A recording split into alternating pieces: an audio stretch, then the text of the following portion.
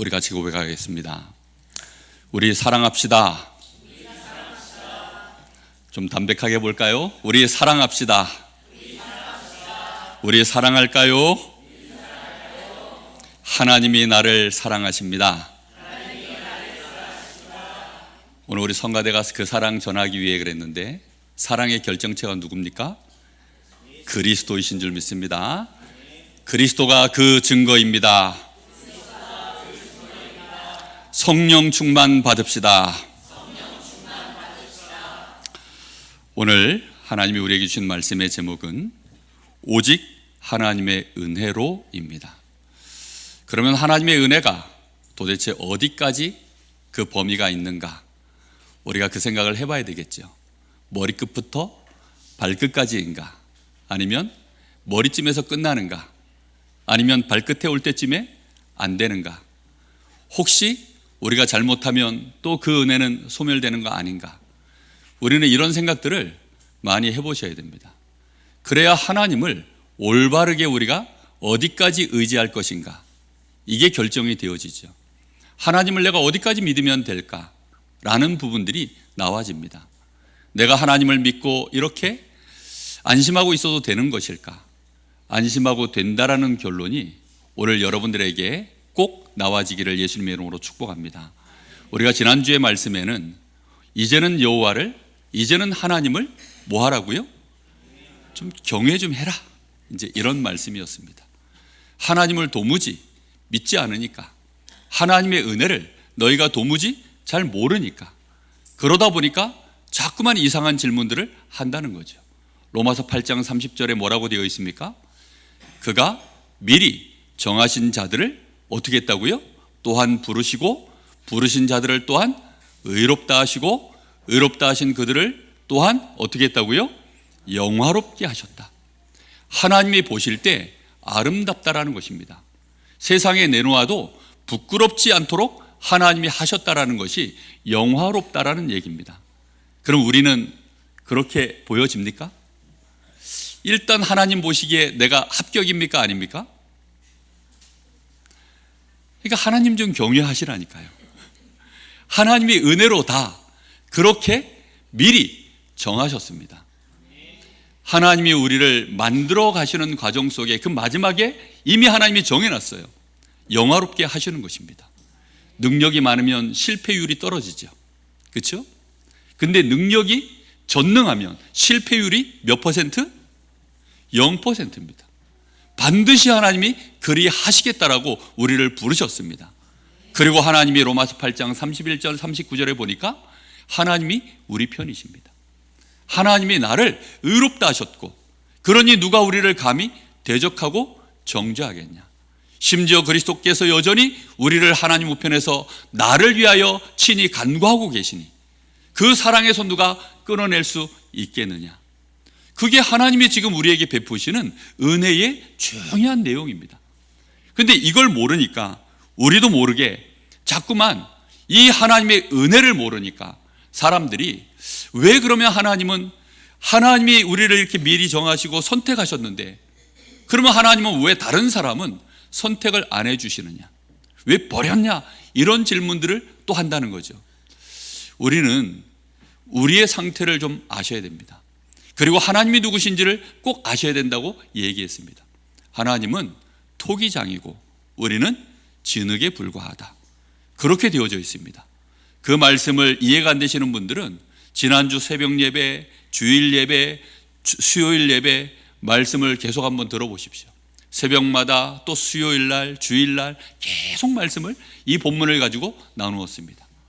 그러면서 주시는 말씀이 뭐냐면, 토기장이가 이제 사람들이, 아니 그러면 저 악한 자를 하나님이 왜 멸하지 않으십니까? 또 이렇게까지 사람들은 질문합니다. 악한 자를 멸했더니, 어떤 악한 자는 하나님이 긍휼히 여겨서 구원해내시고, 어떤 악한 자는 하나님이 또 멸해버리니까 사람들이 또 왜 멸했냐라고 따지는데, 그러면 반대로 하나님이 악한 자들 중에, 진노의 그릇 중에 하나님이 멸하지 않으시고 오래 참으시고 그들을 관용하시는 것은 너희가 어떻게 생각하느냐? 하나님에게 그럴 권위 있습니까? 없습니까? 있다는 거죠. 아직 멸망을 유보하고 형 집행을 유보하고 그냥 두시는 사람들도 있어요. 그걸 너희가 그러면 어떻게 할 거냐? 우리가 생각할 때는 오늘이라도 당장 저거 감옥에 쳐놓고 가능하면 끔찍한 형벌을 줘서 고통 속에 죽도록 만들어버렸으면 좋겠는데, 그래도 일을 정말 시원찮을 것 같은데, 그런데도 하나님 그냥 두십니다.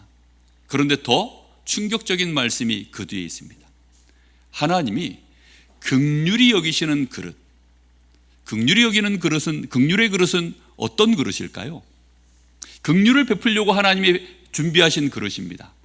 그럼 그런 사람들은 쉽게 말하면 불쌍히 여긴다는 겁니다. 그럼 겨우 이제 멸망받아야 될 우리가 긍휼함을 받아서 구원을 겨우 받은 거예요. 그 정도만 해도 감지덕지한데, 말씀을 한번 여러분 보시는 게 좋을 것 같습니다. 자, 몇 절이냐면 23절입니다. 또 영광을 받기로 예비하신 바 긍휼의 그릇에 대하여. 자, 하나님의 영광을 받는데 무엇을 통해서 영광을 받겠다고요? 이 불쌍한 그릇을 가지고 깨지고 금가고 뭐 여기저기 이가 나가고, 누가 봐도 요거는 왕의 이 찬 위에 놓을 수 없는, 왕의 식기로 쓸 수 없는 그런 그릇인데, 거기다가 뭘 하겠다고요? 영광의 풍성함을 담게 하겠다는 겁니다. 하나님이 우리를 긍휼히 여기시고 부르셔서 의롭게 하시고 우리를 영화롭게 하시기까지 하나님이 그렇게 하시는데 네가 불만 있냐? 이런 말씀입니다. 혹시 여러분 자기 자신에 대하여 그런 자로 여겨지지 않으시는 분들은 오늘 말씀 속에서 확인하시고, 나는 이 긍휼한 불쌍한 존재처럼 내가 봐도 그렇지만 하나님이 나를 긍휼히 여기시고 여기다가 이 질그릇에 하나님의 보배를 담으셨다는 사실을 믿으시기를 예수님의 이름으로 축복합니다. 이것이 우리에게 와 있는 어마어마한 하나님의 은혜인 것입니다. 자, 그런데 중요한 것은 뭡니까? 이 모든 일들을 진행해 나가실 때 하나님이 기준이 뭐냐? 오늘 계속 은혜에 대한 얘기를 하고 있는데, 그 기준이 우리 다 같이 따라해 보겠습니다. 오직 하나님의 은혜로. 무엇으로 된다고요?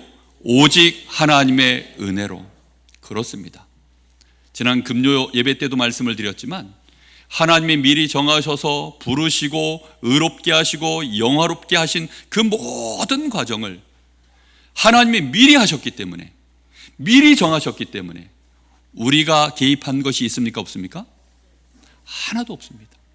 근데 이것을 형벌을 주는 쪽으로 하나님이 정하셔서 진행하는 일이 아니라 우리를 축복하신 쪽으로 하나님이 진행하신 일이기 때문에 그 모든 시작부터 끝까지를 누가 다 하시는 거예요? 하나님이 하시는 겁니다. 그걸 보고 은혜라고 하는 것입니다. 모든 것이 은혜인 줄로 믿습니다. 그래서 하나님은 우리에게 하나님의 의를 주시기 위하여, 하나님의 의, 그 의가 있어야만 하나님과 우리가 교제할 자격이 생기는 겁니다.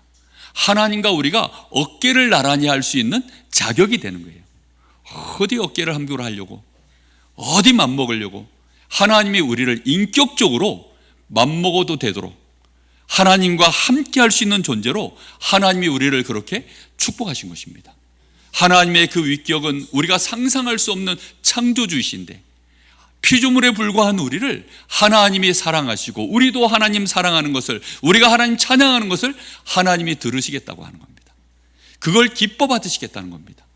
그 시작이 뭐냐? 우리가 그리스도로 말미암아 의로워질 수 있도록, 율법의 행위로는 도무지 자격이 안 되는 우리를 그리스도께서 율법의 마침이 되도록 만들어 버리셔서 그 그리스도를 믿는 우리가 하나님의 의를 받아서 이제 우리가 하나님의 자녀가 되고 하나님과 교제할 수 있는 인격적 관계를 맺을 수 있도록 하나님이 그리 하신 것입니다. 칭의의 기준은 무엇입니까? 하나님이 그렇게 길을 열어놓으셨는데 그 사실을 우리가 믿는 것입니다. 믿는 것은 내가 믿었습니까? 하나님이 믿게 만드셨습니까? 하나님이 믿게 만드셨습니다. 오늘 새벽에도 말씀을 나눴지만 정말로 우리는 표적과 기사를 봐야만 하나님을 믿어요. 그냥은 못 믿습니다. 그냥 말씀 듣고 믿어라 그런다고 믿어지는 존재들이 아닙니다. 우리가 하나님에 대하여 정말로 믿음으로 나가야 되는데 그 믿음이라는 것을 하나님이 우리에게 주시기까지 긴 여정을 우리와 동행하시면서 믿도록 만들어 버리시는 겁니다. 자, 그러면 왜 하나님은 우리에게 오직 이 일을 이렇게 진행해 나가십니까? 진행해 나가시는 이유는 긍휼하심 때문입니다. 그 모든 이유가 우리를 볼 때 로마서 3장 9절에 보니까 모든 사람은 다 죄 아래 있고, 그래서 3장 10절에 보니까 의인은 없나니 한 사람도 없다. 뿐만 아니라 모든 사람이 다 죄를 범하여서 하나님의 영광에 이를 존재가 없다. 그게 하나님의 말씀의 결론입니다. 그럼 여기서 질문입니다. 그럼 도대체 율법은 그럼 하나님이 왜 주셨습니까? 도대체 율법의 기능이 뭐라 그랬습니까? 기억하십니까? 죄를 깨닫게 하는 것입니다. 율법의 대표가 뭐지요? 대표적인 율법 말씀이 뭡니까? 십계명입니다. 십계명이라는 게 있습니까? 그런 분들은 괜찮습니다. 출애굽기 20장 가시면 출애굽기 20장에 십계명이라는 것이 나옵니다. 자, 근데 그 십계명을 주시기 전에 출애굽기 19장으로 여러분 잠깐 한번 넘어가 보시겠습니까? 출애굽기 19장입니다. 자, 출애굽기 19장에 가면 창세기 다음에 출애굽기입니다. 하나님이 십계명을 주시기 전에 이스라엘 백성들에게 먼저 하신 말씀이 있어요. 그게 1절에서 6절입니다. 여기 이런 말씀이 나오죠. 구약성경 110쪽에 되어 있습니다. 이스라엘 자손이 애굽 땅을 떠난 지 3개월이 되던 날 그들이 시내 광야에 이르니라. 자, 보세요. 이스라엘 백성이 애굽에서 떠난 지 3개월이 되었다. 이 말 속에는 뭐가 들어있죠? 이미 구원받은 하나님의 백성이라는 것이 전제되어 있다는 말입니다. 다시 말하면 이 사람들이 지금 출애굽할 때 뭘 가지고 출애굽을 했죠? 유월절 어린 양의 피를 바르고 그리스도 예수를 예표하는 그 유월절 어린 양의 피를 바르고 출애굽을 해낸 사람들이 이 백성들입니다. 그럼 이 사람들이 이미 하나님의 백성이 맞습니까? 아닙니까? 맞지요. 이 사람들은 구원받았고 의로워진 자들이 맞습니까? 아닙니까? 맞습니다. 그 백성들에게 지금 하나님이 말씀을 주고 있는 거예요. 뭘 주려고 하느냐? 지금 율법의 말씀을 주려고 하는 것입니다. 그러면 율법은 이미 하나님 앞에 우리가 관계를 맺고 하나님 앞에 나아가서 의로워지는 것에 상관이 있습니까? 없습니까? 여기서 또 헷갈리시네. 없다니까요. 무슨 말인지 이해됐습니까? 없어요. 다 같이 따라해 보겠습니다. 없다. 아니, 로마서에서 그토록 얘기했는데 여기 와서 또 헷갈리면 구약은 좀 다릅니까? 아닙니다. 지금 지금 시간표에서 우리가 이 정확하게 말씀을 이해하셔야 됩니다. 자, 그래 놓고 하나님 하시는 말씀입니다. 그러면 왜 주셨느냐? 왜 주셨느냐? 중간 다 띄고 중간의 말씀들은 여러분 나중에 가서 보시고요. 자, 4절입니다. 내가 애굽 사람에게 어떻게 행하였음과 내가 어떻게 독수리 날개로 너희를 업어 내게로 인도하였음을 너희가 보았느니라. 하나님이 간단하게 설명하셨어요. 너희가 나에게 온 것이 아니라 내가 너희를 어떻게 했다고? 독수리 날개로 업어서 내가 너희를 나에게로 데리고 왔다. 이렇게 말씀을 해놓고 5절입니다. 세계가 다 내게 속하였으니. 일단 전 세계가 다 누구 것이라고요? 하나님의 것인데 그래 놓고 하시는 말씀입니다. 내가 너희에게 주는 이 율법의 말씀들을 너희가 내 말을 잘 듣고 내 언약을 지키면 너희는 모든 민족 중에 내 소유가 되고. 저 백성은 창조주이신 하나님 거야.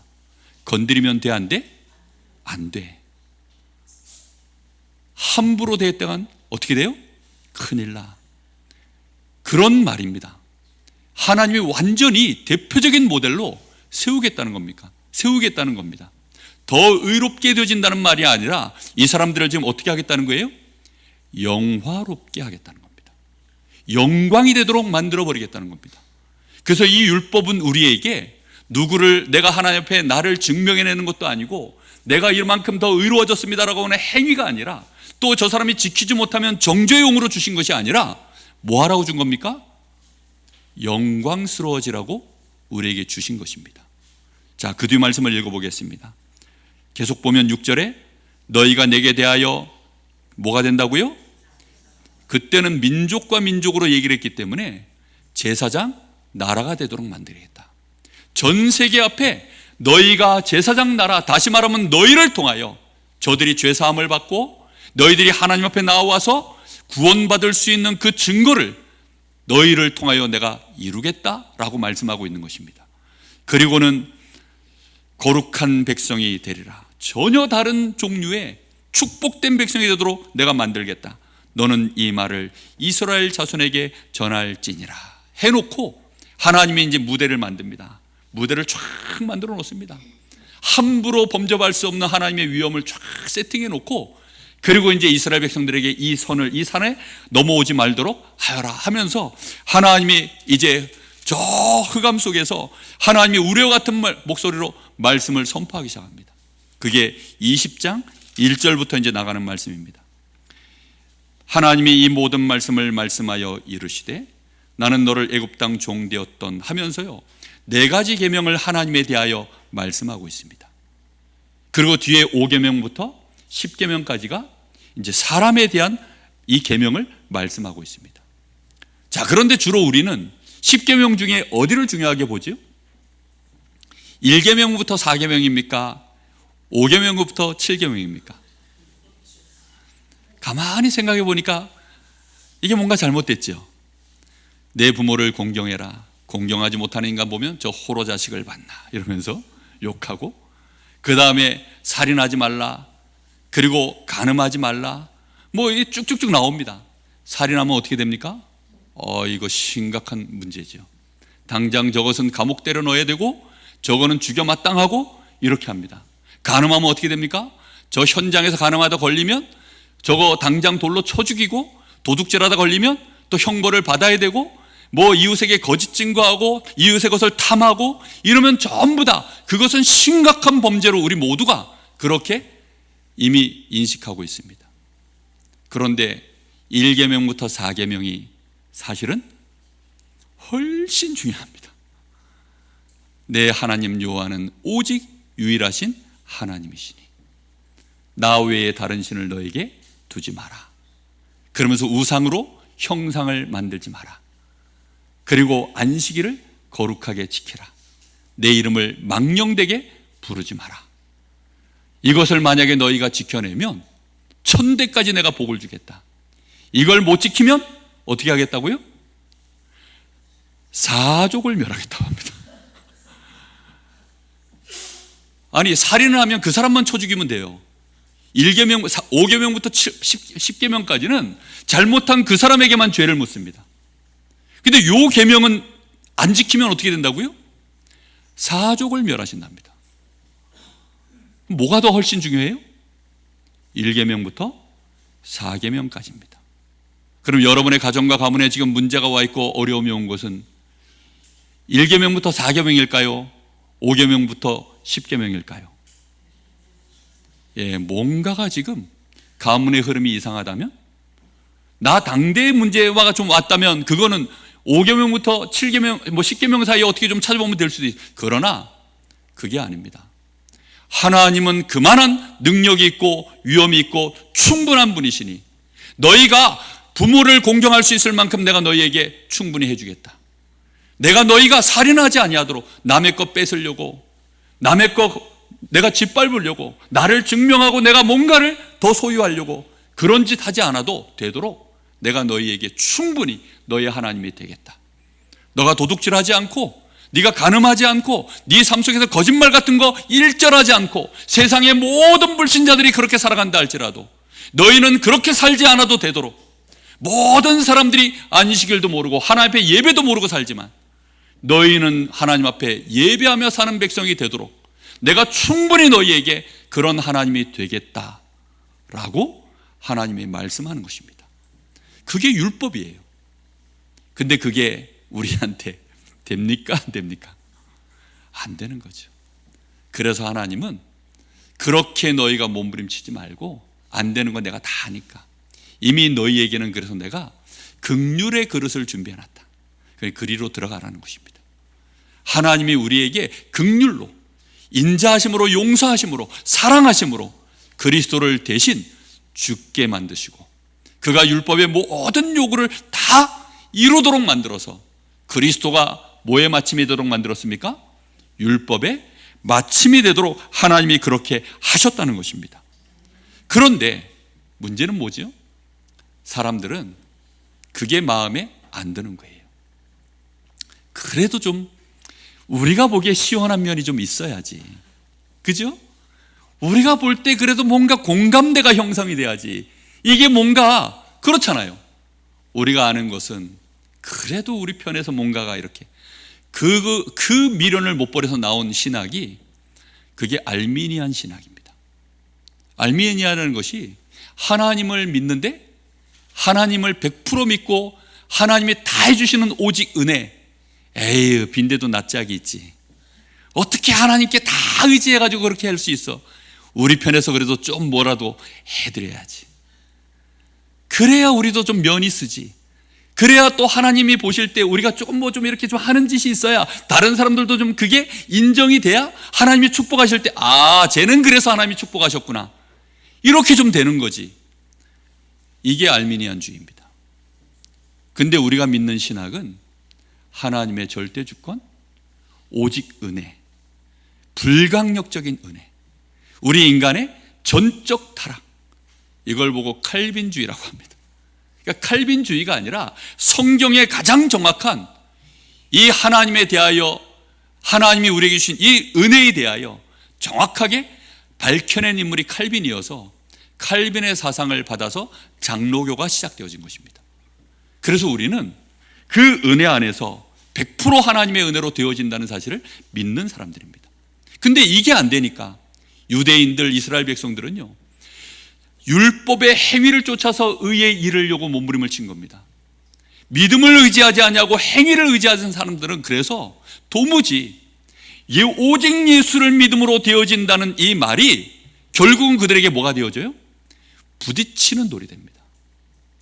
하나님이 우리를 위하여 율법의 마침이 되도록 내놓으신, 심지어 하나님 자신이 인간의 몸을 입고 이 땅에 직접 오셔서 율법의 모든 요구를 다 이루시고 우리를 구원하시기 위하여 십자가를 지셨는데 거기에 대하여 뭐 하는 거죠?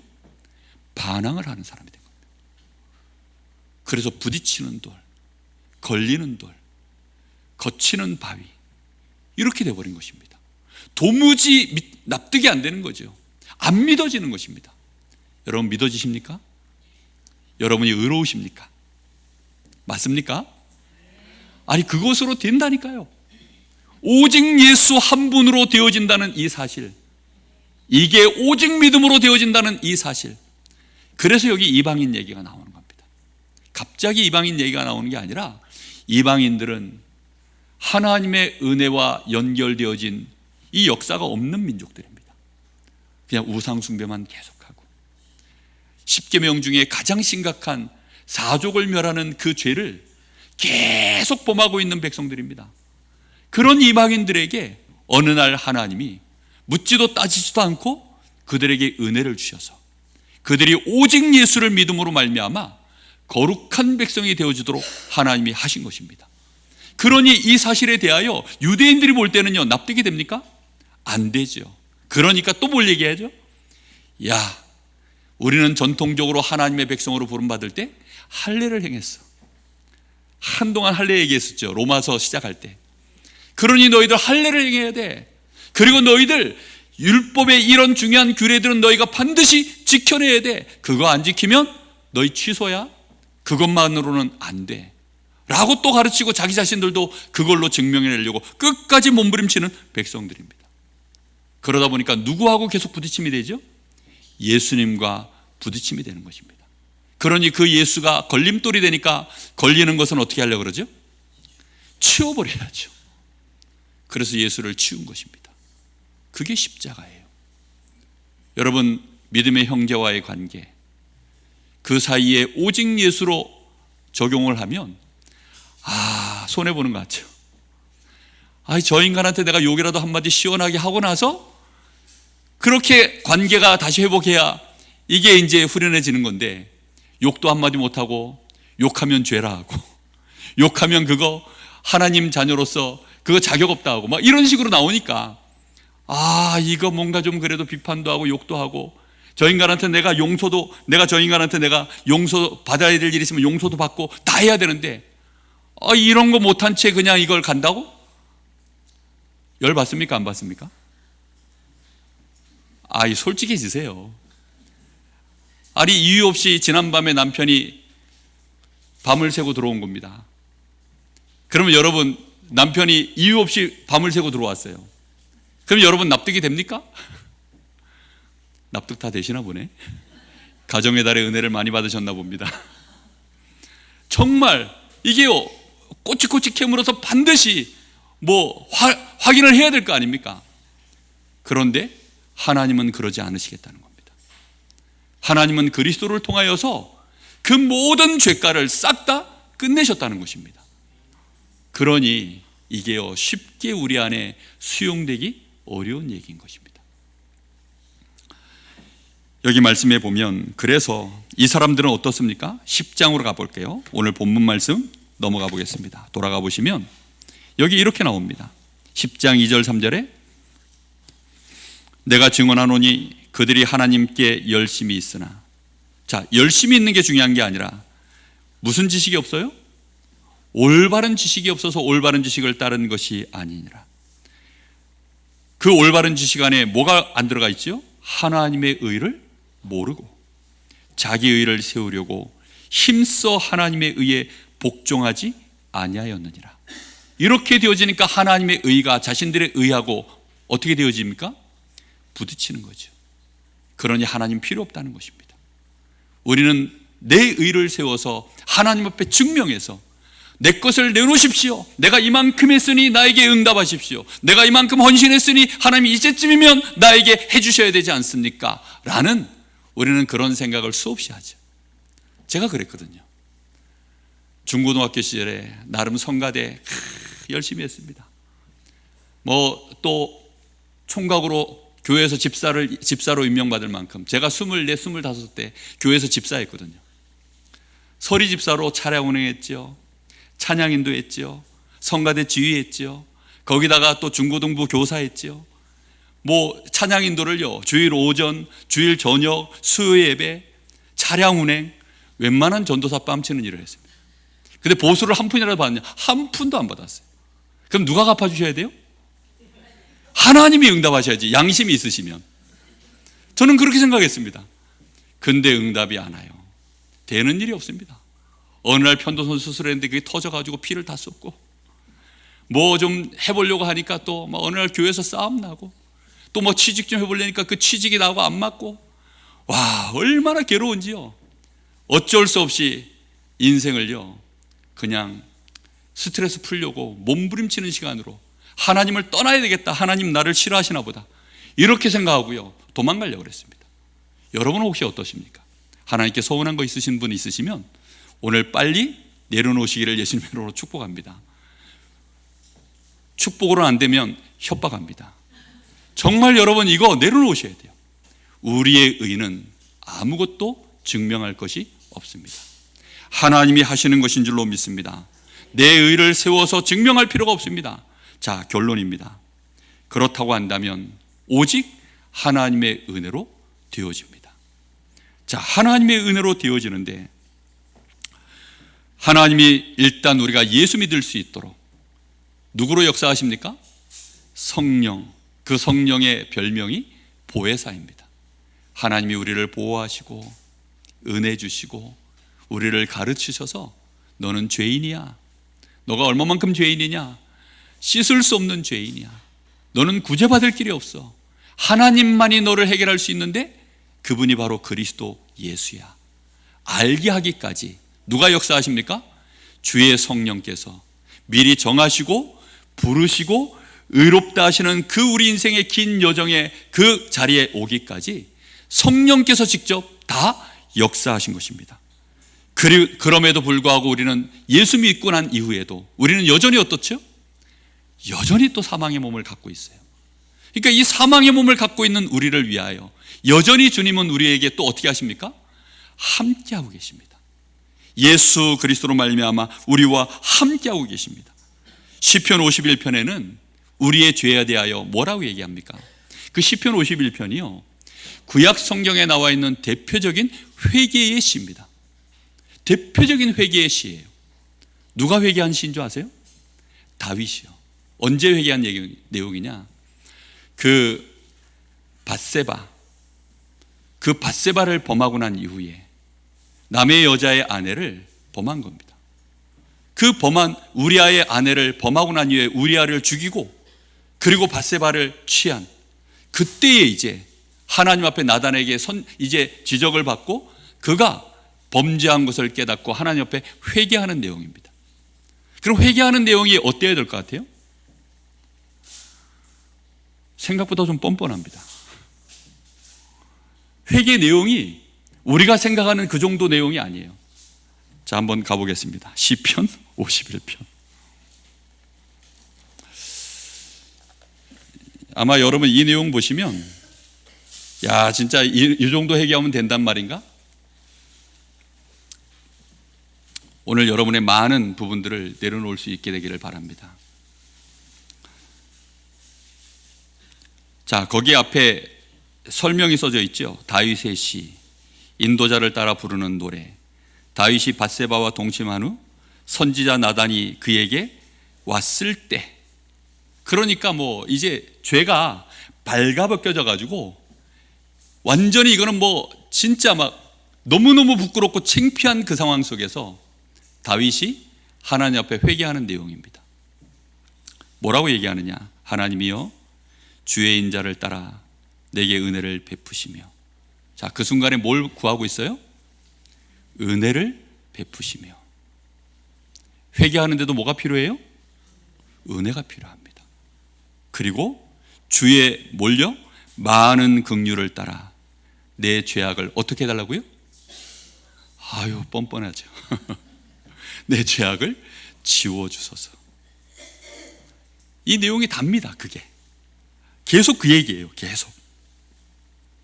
5절에 왜 그러냐? 3절에 물은 나는 내 죄가를 압니다. 내 죄가 항상 내 앞에 있습니다. 그러니까 자기는 늘 사실은 죄 가운데 살고 죄가 내 앞에 있고 그렇다는 거예요. 5절에는 뭐라고까지 얘기합니까? 내가 죄악 중에서 출생했습니다. 쉽게 말하면 이제 무슨 말이죠? 이런 범죄를 저지른 게 나만의 문제가 아니라는 겁니다. 100% 나 때문에 벌어진 일이 아니라는 거예요. 뻔뻔하죠? 뻔뻔한 게 아닙니다. 그게 사실이에요. 우리는 이미 죄인으로 태어났습니다. 이미 어미 뱃속에 있을 때 죄를 유산으로 받았습니다. 우리 안에 죄의 DNA가 이미 생성되어 있습니다. 우리의 신분은 마귀 자녀요, 우리는 하나님의 영광에 이를 수 없는 존재로, 우리는 죄인으로, 우리는 죄 짓는 것이 너무 익숙한 존재들로 그렇게 태어난 자들입니다. 그래서 죄에 대해서는 우리가 감각이 없는 자들로 우리는 그렇게 인생을 살아갑니다. 그게 우리의 원래 본 모습이에요. 그런데 하나님의 은혜로 말미암아, 하나님의 많은 긍휼로 말미암아 죄가 뭔지를 알게 된 거예요. 다윗이요, 지금 자신이 범죄해놓고도요, 나단이 와서 말하기까지 그 죄에 대하여 하나님 앞에 회개할 마음이 있었어요, 없었어요? 완전 범죄를 계획하고 있었죠. 어떻게 하든지 이 죄를 덮어버리고, 이 잘못한 자신의 이 자존심이 백성들 앞에 드러나면 자존심 상하니까 오직 그것만 생각한 거죠. 그러니 그걸 안 드러내려고 그랬는데 나단이 와서 지적한 겁니다. 그러면 나단을 어떻게 하면 돼요? 여봐라, 나단을 쥐도 새도 모르게 또 보내버리면 되는데 그렇게 안 했어요. 깨닫고는 하나님의 은혜로 이 모든 것이 되어집니다. 이렇게 고백하고 있습니다. 여러분, 정말 뻔뻔해지시되 내가 죄인임을 알게 되기를 예수님의 이름으로 축복합니다. 죄인임을 아는 것이 중요해요. 죄를 지었기 때문에 그 앞에 엎드려져 잘못했습니다, 회개합니다, 다시는 안 그럴게요, 그거 암만 해도요 또 합니다. 그렇죠? 먹고 토하고 먹고 토하고 그거 아닙니다. 정말로 하나님, 나를 긍휼히 여겨주십시오. 나의 이 죄를, 내 죄가를 내 앞에서 지워주십시오. 왜입니까? 나는 할 줄 아는 게 죄밖에 없습니다. 하나님은 우리의 헌신을 받으시는 걸 기뻐하시는 게 아닙니다. 우리가 하나님이 필요합니다라는 것을 아는 것을 더 기뻐하셔요. 하나님 없이는 우리는 안 됩니다라는 것을 하나님은 알기를 원하십니다. 그게 하나님이 우리에게 말씀하시는 내용이에요. 자, 그래서요, 보십시오. 10절에 보니까 하나님이요, 내 속에 정한 마음을 창조하시고, 뭐라고 얘기합니까 지금? 뭐 해달라고요? 창조해달라고 합니다. 내 속에는 없으니 정한 마음을 창조해 주시고 내 안에 정직한 영을 새롭게 하옵소서. 주 앞에서 나를 쫓아내지 마십시오. 주의 성령을 내게서 거두지 마십시오. 그리고는 15절에 16절에 주께서 제사를 기뻐하지 아니하시나니 그렇지 아니하면 내가 드렸을 것이라. 주는 번제를 기뻐하지 아니하시나이다. 자, 이 번제가 뭡니까? 예수 그리스도의 십자가의 죽으심에 대한 예표입니다. 근데 하나님이 이것을 안 기뻐하신대요. 다윗이 생각할 때는 그렇다는 것입니다. 왜요? 내가 나의 죄에 대하여 인식하지 못하고 내가 내 스스로 나의 죄를 씻기 위하여 몸부림치는 그런 심령을 갖고 있다면 하나님 앞에 우리가 이 번제로 드리는 것은요, 그냥 행위인 거지 믿음이 아닌 것입니다. 그러다 보니까 그것을 하나님은 기뻐하지 않는다는 것입니다. 이스라엘 백성들이요, 구약 내내 했던 짓이 그겁니다. 우리가 하나님 앞에 번제 드렸습니다. 자, 그러니 하나님 우리가 이제 할 짓 했으니까 우리를 축복해 주십시오, 이런 거예요. 그들의 심령 속에 죄악에 대한 안타까움과 괴로움, 그게 없어요. 하나님 앞에 긍휼을 부탁합니다. 이게 없습니다. 하나님 나를 도와주시지 않으면 나는 이 죄악에서 빠져나올 길이 없습니다. 하나님이 나를 붙들어 주시지 않으면 나는 오늘도 또 할 짓이 죄밖에 없습니다. 이 고백을 하는 자들이 하나님 앞에 번제를 드릴 때 하나님이 받는 거예요. 그런데 그렇지 않고 자기의 의를 증명하기 위하여 율법을 행하고 안식일을 지키고 하나님 앞에 나름대로 이런저런 율법들을 지켜냄으로 인해서 그 중에 하나로 번제를 드리는, 이렇게 드려지는 것은 하나님이 안 받으신다는 겁니다. 이해하셨습니까? 그래서 그렇게, 자, 17절에 하나님께서 구하시는 제사는 그래서 뭐라고요? 먼저 상한 심령이라. 하나님이 상하고 통회하는 마음을 주께서 멸시하지 아니하시리라. 그래서 19절에 그때에 그 상한 심령으로 하나님 앞에 나아갈 때 그 제사야 하나님이 뭘 받으세요?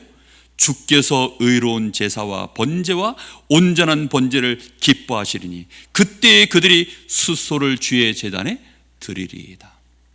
우리가 하나님 앞에 그리스도를 붙잡고 나갈 때, 상한 심령으로 나갈 때, 하나님 나에게 긍휼을 베풀어 주시옵소서 라고 나갈 때, 그때 붙잡고 그리스도를 앞에 세워 나가면 하나님이 받으신다는 겁니다.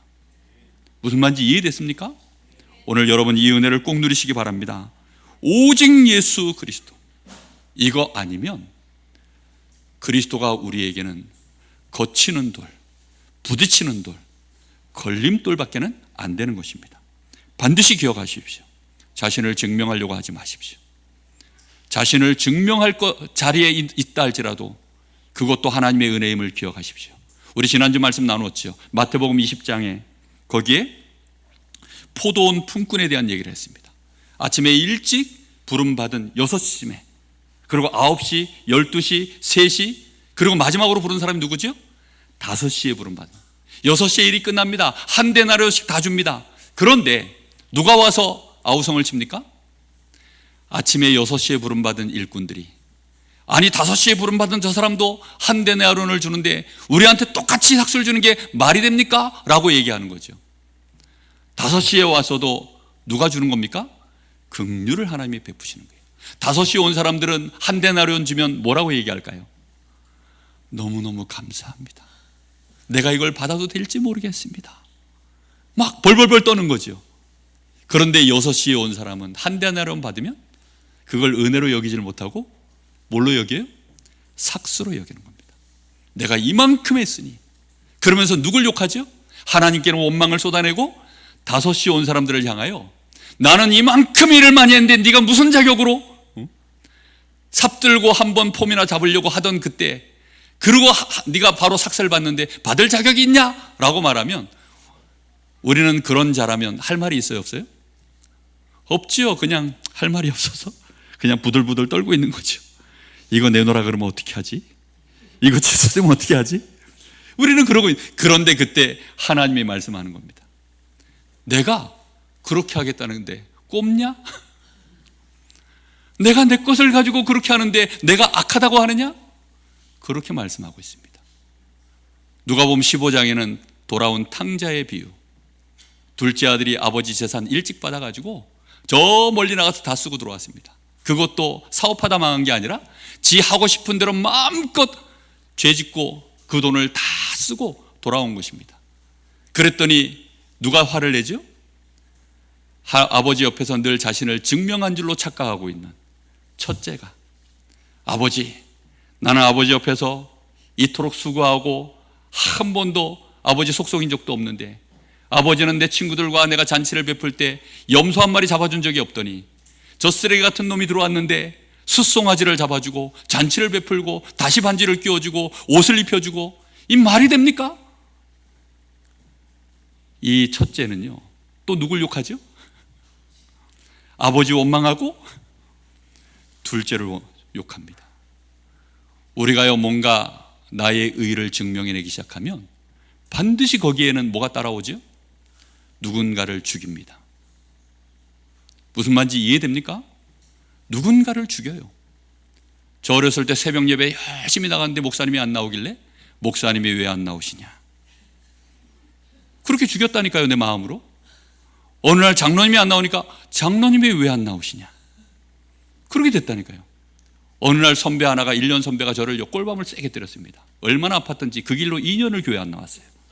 저 인간이 어쩌면 나한테 그럴 수 있느냐, 그래가지고 삐져가지고 2년을 교회 안 나왔다니까요. 여러분, 정말 전부 누구 기준입니까? 나예요, 나. 저 인간과 나. 하나님의 그 은혜는 생각지 않는 것입니다. 우리의 상태는 전혀 못 보는 거예요. 우리에게 주신 지금 이 구원의 은혜가 얼마나 명예스러운 자리인지 아버지가 얘기합니다. 얘야, 너는 나와 이토록 오래 함께 있으면서 너는 이미 내 자녀고, 그리고 내가 가진 모든 것이 이미 너의 것이 아니냐. 아버지께서 해줄 말이 그거밖에 없어요. 야, 잔치 베풀고 싶어? 갔다가 먹어. 숫송아지 잡어. 황소라도 잡어. 마음대로 해도 돼. 근데 이 첫째는 뭐 한 거죠? 그러면 아버지께 인정을 못 받을 것 같아서 자기 나름대로 열심히만 한 거죠. 못 누린 겁니다. 오늘 여러분, 마음껏 누리시되 그것이 하나님의 은혜인 줄로 알기를 바랍니다. 그래야만 증명이 되어집니다. 누가 증명하십니까? 하나님이요. 오직 성령이 너희에게 임하시면 너희가 권능을 받고 온 유대 사마리아 땅 끝까지 이르러 내 증인이 되리라 그랬습니다. 하나님이 되어지도록 만드시는 것입니다. 우리는 그 축복을, 환난이 있습니까? 인내로, 연단으로, 소망으로 하나님이 이루실 것을 믿고 즐거워하시기를 예수님의 이름으로 축복합니다. 우리 같이 한번 기도하겠습니다. 오직 하나님의 은혜로 되어지는 이 말씀, 한 주간 동안 일평생 나의 신앙의 근본되게 하여 주옵소서. 우리 같이 기도합니다. 살아계신 하나님, 감사를 드립니다.